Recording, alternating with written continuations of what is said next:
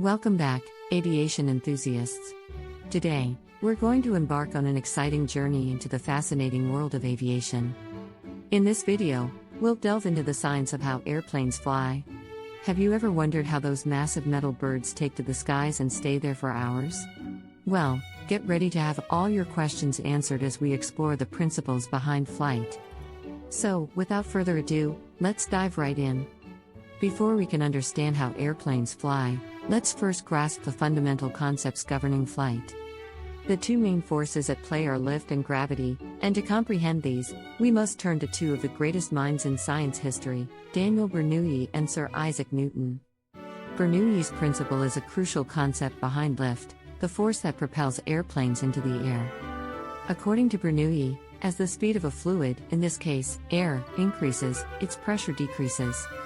And vice versa, when the speed decreases, the pressure increases. As air flows over an airplane wing, its shape causes the air to travel faster over the top surface than underneath it. This difference in airspeed leads to a decrease in pressure above the wing and a higher pressure below it.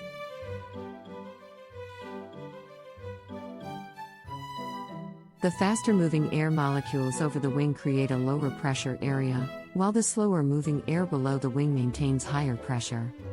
This pressure difference generates lift, which pushes the aircraft upward, countering the force of gravity. Now, let's explore Newton's third law of motion, which comes into play during flight. This law states that for every action, there is an equal and opposite reaction.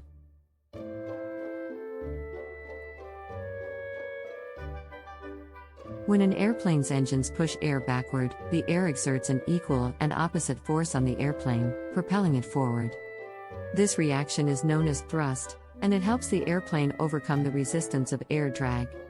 Understanding flight wouldn't be complete without examining all four forces acting on an aircraft: lift, weight, thrust, and drag. Lift, as we discussed earlier, is the upward force generated by the difference in air pressure over and under the wing.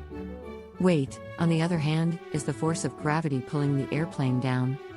To achieve steady flight, lift must be equal to weight. Thrust is the forward force produced by the engines, propelling the aircraft through the air. And finally, we have drag, the resistance an airplane experiences as it moves through the air. Balancing thrust and drag allows the aircraft to maintain a constant speed. As an airplane takes off, climbs, cruises, descends, and lands, it goes through different phases of flight. The combination of these forces changes during each phase. During takeoff, the pilot increases thrust to achieve the necessary speed for lift to overcome weight. Once airborne, the aircraft transitions into a climb phase, where the nose is raised to gain altitude. After reaching cruising altitude, the airplane enters a state of equilibrium, where lift equals weight and thrust equals drag. In descent, the pilot reduces thrust to gradually descend. And finally, during landing, the aircraft decreases speed and lift, allowing it to return to the ground smoothly.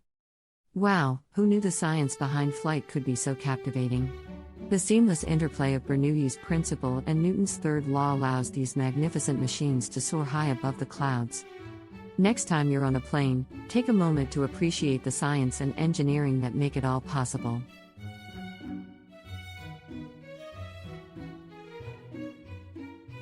Thank you for joining us on this journey into the science of how airplanes fly. If you enjoyed this video, don't forget to hit that like button, subscribe to our channel for more exciting content, and as always, keep exploring and learning.